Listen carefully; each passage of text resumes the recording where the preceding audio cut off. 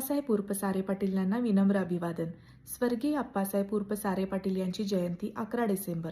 स्वर्गीय सारे पाटील म्हणजे हे शिरोळ तालुक्याचे आमदार म्हणून त्यांनी जे सामाजिक, शैक्षणिक, औद्योगिक, सहकारी सोसायटी, पाणी पुरवठा, बँका, पतसंस्था तसेच झुणका भाकर, दत्त भांडारच्या माध्यमातून अनेक घरे, परिवार उभे केले आहेत।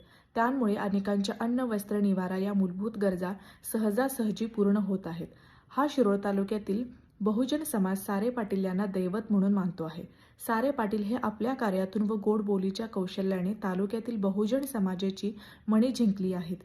तालुक्यातील प्रत्येक गावात एक सारे पाटील गट म्हणून कार्यरत आहे।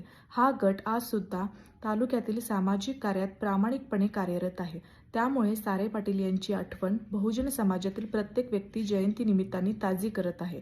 गोरगरीब युवक, युवती, महिला, पुरुष यांना रोजगार देऊन आर्थिकदृष्ट्या सक्षम बनवण्याचे कार्य देखील चांगल्या प्रकारे सारे पाटील यांनी केले आहे।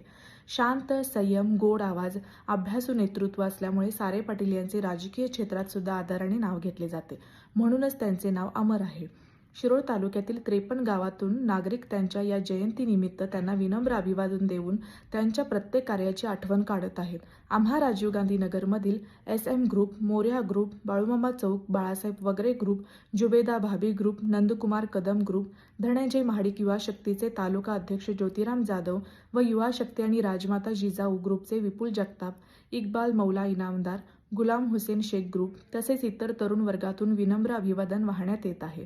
परमेश्वर त्यांच्या सर्व सामाजिक, शैक्षणिक, राजकीय कार्याचा वसा आणि वारसा गणपतराव दादा पाटील यांना मिळावा आणि दादाकडून सारे पाटील यांचे कार्य जनतेपर्यंत पोहोचावे ही सारे पाटील यांच्या जयंतीनिमित्त ईश्वरचरणी प्रार्थना।